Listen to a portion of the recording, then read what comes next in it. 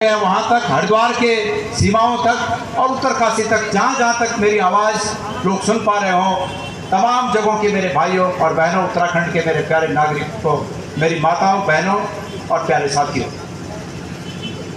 आज आप सबको ये पता है कि अंकिता भंडारी हत्याकांड की जांच के लिए पूरा प्रदेश आंदोलित है और हम जगह जगह प्रदेश में अलग जगाने का काम कर रहे हैं कि सब लोग जाति धर्म के बंधनों से ऊपर उठकर सामाजिक जो दायरे हैं, जो अपने अपने समाज में अपने दायरों में रहना उचित समझते हैं, उन दायरों को भी तोड़कर और साथ साथ में राजनीतिक बंधनों से भी मुक्त होकर एक रूप में सब लोग ये मांग करें कि अंकिता भंडारी के हत्याकांड में कौन कौन दोषी है, सरकार उसको उजागर करे और जिसने भी वो दोष अर्जित किया है, जो भी आरोपी है, जो भी अपराधी है, उन अपराधियों को सरकार कानून में निहित उचित प्रावधान के तहत सजा दे।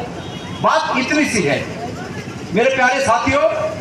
मैं आज श्रीनगर के इस गोला बाजार से और इस श्रीनगर की क्रांतिकारी धरती के इस हृदय स्थल से पूरे प्रदेश का आह्वान करना चाहता हूं कि भारतीय जनता पार्टी को इस प्रदेश में लोगों ने जो उम्मीद के साथ सत्ता दोबारा इनके हाथ में सौंपी, वास्तविक रूप में ये सत्ता निरंकुश हो चुकी है और इस निरंकुश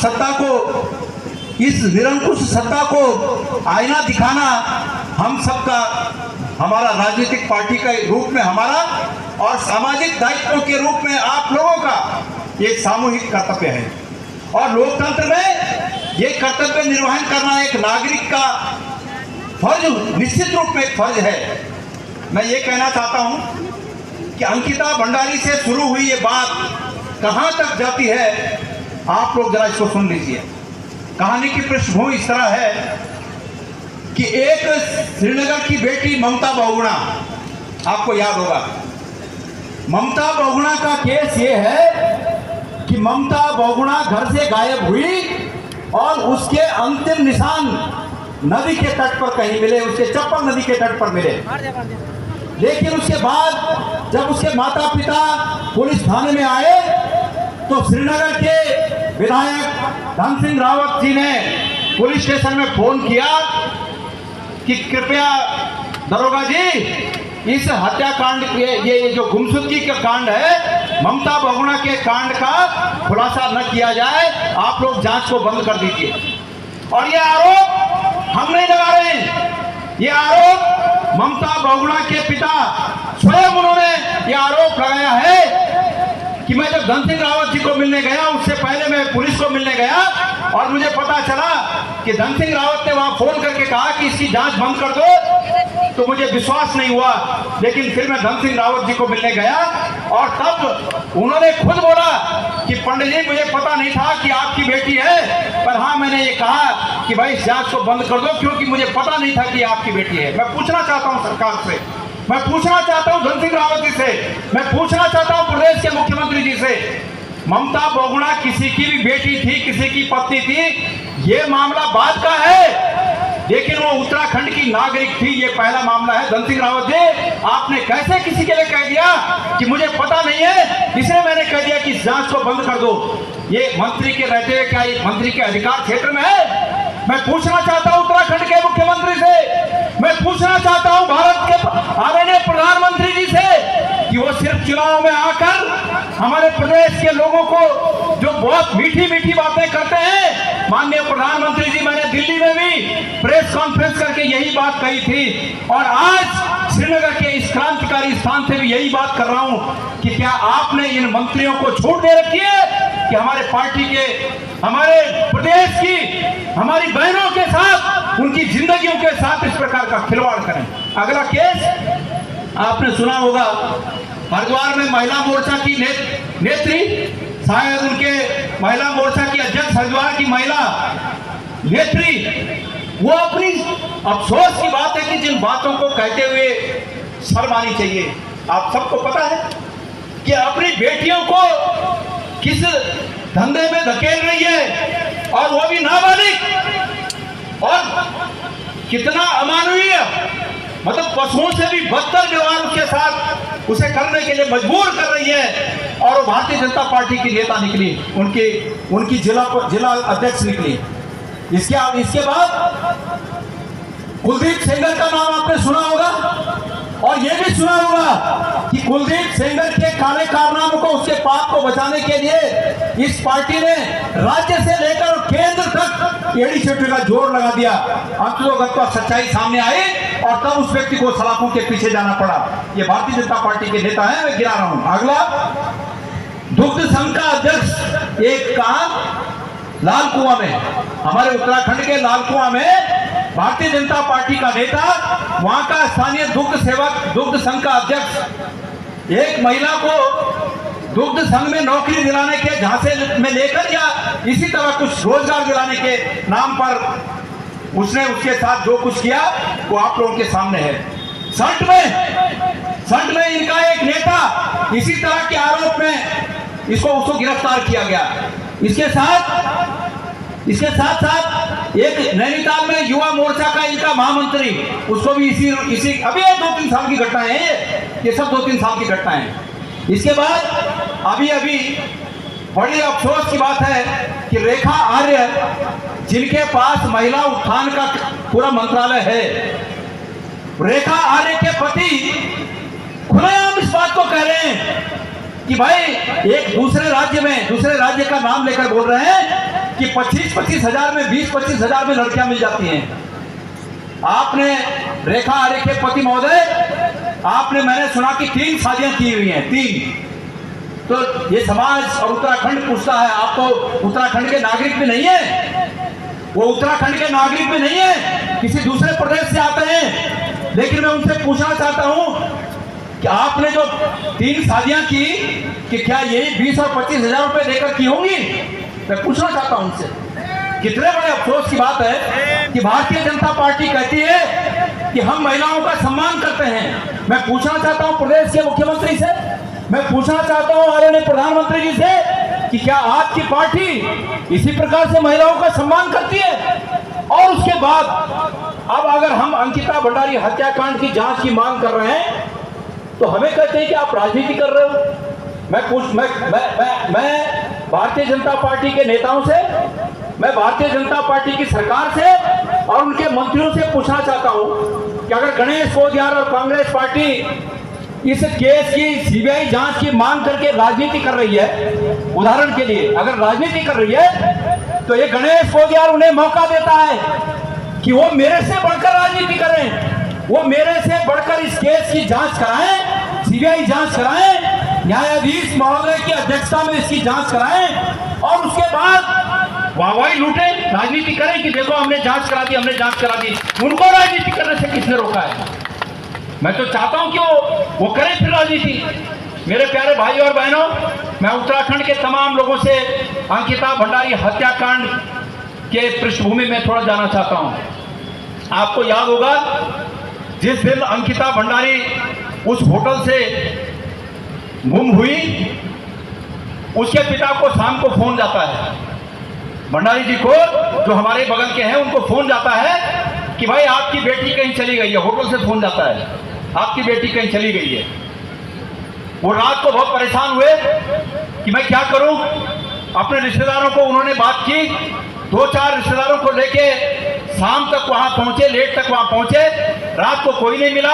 और अगली सुबह जब वहां गए तो उन्होंने कहा कि भाई हम लोग जो है पटवारी के पास रिपोर्ट करने गए हैं, आप भी यहीं आ जाओ, वो कहीं गुम हो गई है। जब वो वहां गए तो उनके कथनानुसार पटवारी भी उनको धमकाने लगा कि तुम भी मान जाओ कि ये कहीं भाग गई है। अगर वो मान जाते तो बात रफा दफा हो गई थी, लेकिन वो नहीं माने। उन्होंने रिपोर्ट लिखाई और साथ साथ में ये अंदेशा जताया कि ये इन लोगों ने कहीं उसको गुम कर दिया। उन्होंने मेरे से फोन पे कही ये बात अभी 2-3 दिन पहले कि उस दिन मुझे ये पता नहीं था कि वास्तव में इन्होंने मार दिया। अगर मुझे ये पता लगता कि इन्होंने मार दिया तो मैं भी वहां पर हो सकता है कि उनका ही कुछ कर देता, पर मुझे ये लगा, उन्होंने कहा कि इन्होंने कहीं इसको इधर उधर गुम कर दिया है। तो उसके बाद उन पर दबाव बनाने लगे कि तुम मुंह मत खोलो, लेकिन उसके बाद वो माने नहीं और अंततोगत्वा वो जो उस अंकिता भंडारी का एक मित्र है, पुष्प नाम था, पुष्प नाम है उसका, उस पुष्प नाम के व्यक्ति ने यह राज खोला कि अंकिता भंडारी ने मुझे मैसेज करके बताया था कि मेरे को यहाँ से फोन करने के लिए भी दिक्कत है, अगर इन्होंने सुन लिया कि मैंने बाहर बोल दिया तो ये मुझे मार देंगे, मेरे जीवन को खतरा है। बहुत स्पष्ट रूप से लिखा है कि मेरे जीवन को खतरा है, मैं बाहर नहीं बोल सक रही हूँ, लेकिन मैं मैसेज के द्वारा बता रही हूँ कि ये मुझ पर दबाव बना रहे हैं कि इनका कोई वीआईपी है जिसके लिए मुझे विशेष सेवा देने के लिए, स्पेशल सर्विस देने के लिए मुझ पर दबाव बनाया जा रहा है। और उसी दिन वो गायब हो गई। उसके बाद की कहानी आप सब लोग को पता है। दुर्भाग्यपूर्ण ये है कि जिस दिन उसका शव मिला, उस दिन शव रात को मिला, 8-10 बजे रात को मिला होगा, और रात को 2:30 बजे वो कमरा तोड़ दिया गया जहां पर अंकिता भंडारी रहती थी रिजॉर्ट के अंदर। जिस कमरे में वो सोती होगी वो कमरे का तहस नहस कर दिया गया, उस कमरे को तोड़ दिया गया। मैं सुबह सुबह जब उठा, मैंने फेसबुक पर देखा कि फेसबुक पर कहा जा रहा है कि धामी जी पहले तो धाकड़ी थे, अब तो धामी जी बजरंगबली हो गए। मैंने देखा बड़ी उत्सुकता से कि भाई धामी जी जो बजरंगबली बन गए, ये किस तरह बजरंगबली बने? तो पता चला कि वो कमरा, वो रिजॉर्ट धामी जी ने रात को तोड़वा दिया, बुलडोजर चला के तोड़वा दिया, और वो जो है बजरंगबली बन गए हैं। रेणु बिष्ट जी जो कि विधायक है यमकेश्वर की, उन्होंने भी इस पर धामी जी को बहुत साधुवाद दिया, बधाई दी कि आपको बहुत बहुत बधाई, आपने वो रिजॉर्ट तोड़वा दिया, रातों रात रिजॉर्ट तोड़वा दिया, आपको बहुत बहुत बधाई। मुझे कुछ शंका हुई, और मुझे शंका हुई कि ये तत्काल रिजॉर्ट जो तोड़वाने की बात है, जहां अंकिता भंडारी रहती थी, और जो लोग थोड़ा भी पुलिस की जांच को जानते हैं वो लोग इस बात को अच्छी तरह समझते हैं कि कोई भी घटनास्थल, जब तक कि उस घटनास्थल को पूरी तरह से मुआयना न कर गया, उसके पूरे सैंपल जांच के लिए जो भी आवश्यक होते हैं, फॉरेंसिक जांच के लिए जो भी आवश्यक वो सैंपल्स होते हैं, वो जब तक न ले लिया गया तब तक उसको छेड़ा नहीं जा सकता। मुझे शक हुआ, और ये हमारे पूर्व विधायक जी मनोज रावत जी का मुझे फोन आता है 8:30-9 बजे के करीब कि गोदियाल जी ऐसा करते हैं कि अंकिता भंडारी का जहाँ पोस्टमार्टम हो रहा है, आप और हम वहाँ जरा चलते हैं। मैंने कहा बिल्कुल चलते हैं। हम वहाँ गए, मेरे अन्य साथी भी मेरे साथ थे, हम वहाँ गए, और वहाँ से हम वहाँ भी गए जहाँ वो कमरा तोड़ा था। मैंने देखा वो कमरा तोड़ा है, रिजॉर्ट पूरा नहीं तोड़ा है, वो कमरा तोड़ा है जहाँ वो रहती थी। मैंने कहा अरे भाई गजब है, ये तो सबूतों को नष्ट करने की साजिश है। कहाँ के बजरंगबली, ये तो सबूत नष्ट करने का कारनामा है। तब तक सोशल मीडिया में बड़ा उफान चल रहा था कि मुख्यमंत्री बजरंगबली, भाजपा सरकार बजरंगबली, इन्होंने रिजॉर्ट तोड़ दिया, रिजॉर्ट तोड़ दिया। और आपको याद होगा इस गणेश गोदियाल ने पहला वक्तव्य दिया कि ये रिजॉर्ट तोड़ने की घटना नहीं है, ये सबूतों को मिटाने की साजिश है। और तब जाके लोग समझे इस बात को कि वाकई ये सबूतों को मिटाने की साजिश है। और इस पूरा जो उनका गेम प्लान था भारतीय जनता पार्टी का, इस लड़की को ये दिखा दो कि मतलब ये अपने हिसाब से इसने आत्महत्या कर ली, और धामी ने रिजॉर्ट तोड़ दिया, ये कर दिया, वो कर दिया। इनका पूरा प्लान फेल हो गया, मामला ही पलट गया। और आज हमारे तमाम वो प्रश्न अनुत्तरित हैं जो प्रश्न हम सरकार से पूछते हैं। हम सरकार से, अभी मैंने बीच में देखा कि सरकार के एक वरिष्ठ पुलिस अधिकारी सोशल मीडिया पे आकर सरकार का पक्ष रख रहे हैं, पर उन बातों को नहीं छेड़ रहे हैं जिन बातों के उत्तर आज तक जनता को नहीं मिले। और वो बातें क्या थी? अंकिता भंडारी हत्याकांड में वो रिजॉर्ट तोड़ने के आदेश, वो कमरा तोड़ने के आदेश किसने दिए? नंबर 1, आज तक उस पर मौन है। कल एक मंत्री जी सोशल मीडिया पर आकर बड़ी बड़ी बातें कर रहे थे, लेकिन उन्होंने भी ये बात नहीं कही कि वो कमरा तोड़ने का आदेश किसने दिया। कानून में ये प्रावधान निहित है कि अगर कोई सबूतों से छेड़छाड़ करता है तो वो भी अपराधी है, उसके ऊपर भी केस चलता है, उसकी भी जांच होती है। अब सरकार बोल रही है कि सबूत लाओ, सबूत लाओ। भाई रुकम भाई, सबूत तुम मुझे नहीं, सबूत मीमुचे सबूत उनके पास हैं जिन्होंने उन सबूतों को नष्ट किया है। और जब तक सबूत नष्ट करने वाले लोगों से 3rd डिग्री की जांच नहीं हुई, पूछताछ नहीं हुई, मैंने सुना पुलिस में एक 3rd डिग्री की जांच होती है भाई, पुलिस के मेरे साथियों 3rd डिग्री होती है कोई जांच के दौरान? तो जो 3rd डिग्री की जांच होती है, जब तक ये 3rd डिग्री की जांच इन लोगों से नहीं हुई तब तक सबूत कहां से आएंगे? मेरी मांग है कि उन विधायक को जिन्होंने कहा कि हमने ये रिजल्ट तोड़वाया है, उनको वो 3rd डिग्री की जांच से गुजरना चाहिए, उनका नार्को टेस्ट होना चाहिए। और उस एसआईटी जिस पुलिस अधिकारी ने इस पूरे मामले की जांच की है, उनकी 3rd डिग्री होनी चाहिए जांच, उनका नार्को टेस्ट होना चाहिए कि किसका दबाव था जो कह रहे हैं कि वो लाओ सबूत लाओ सबूत लाओ, उनके ऊपर किसका दबाव था कि जिस समय सबूत इकट्ठा किए जाने चाहिए थे उस समय उन्होंने उस बचे हुए सबूतों पर आग लगा दी। जो कमरे के अंदर गद्दे उद्दे बचे थे उन गद्दों पे आग लगाई और जो बचा खुचा था उसको स्विमिंग पूल में डाल दिया।